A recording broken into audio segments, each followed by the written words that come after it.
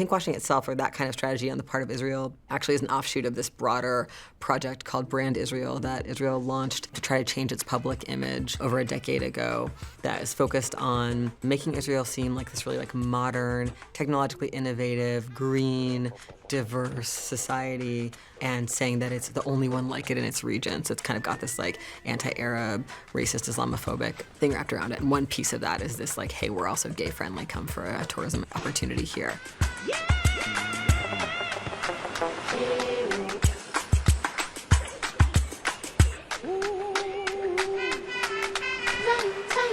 Cabinet officials and several important ministries gathered together, advertising executives, and it was determined that the problem was that people were associating Israel with conflict and war and bombings and all of this kind of stuff. And so what they needed to do was to shift the association. And it's kind of modern advertising technique that you don't actually talk about your product so much anymore, as you try to associate your product with something that people like.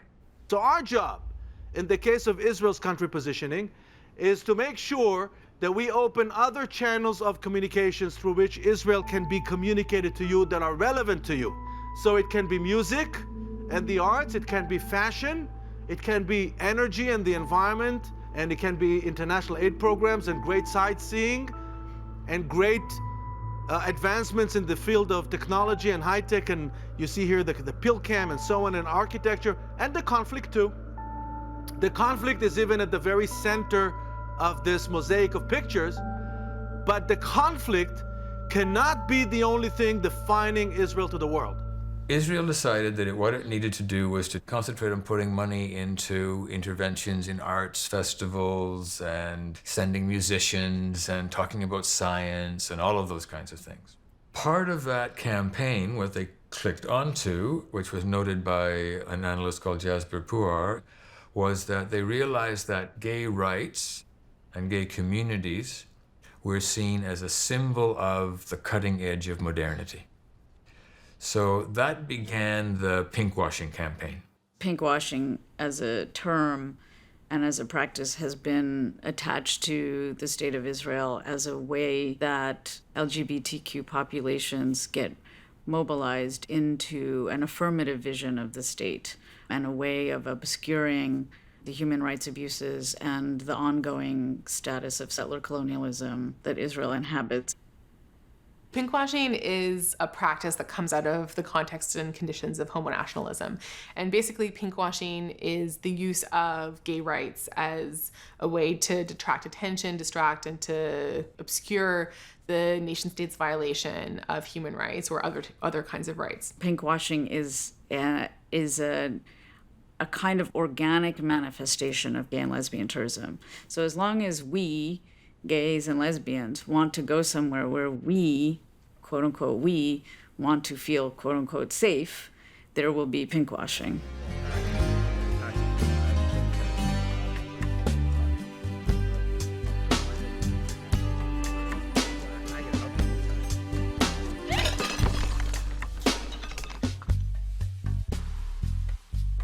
The fantasy that Israel offers mobility to all is just so rife in the pinkwashing literature and in the pinkwashing documentation. There's an ad campaign called Size Doesn't Matter, which has pinkwashing advertising that says, Israel, where love has no boundaries. It's actually kind of shameless and deeply offensive and upsetting, the way that the transcendence of boundaries is constantly proffered in the idea of Israel and how it promotes itself. What gets distorted and presented is that Israel is a safe haven for gays and Palestine is a dangerous, threatening place. And the reality is that one of the lines we used last year was there's no pink door in the apartheid wall. There's no special get out of apartheid conditions, get out of Gaza for free card because you're gay.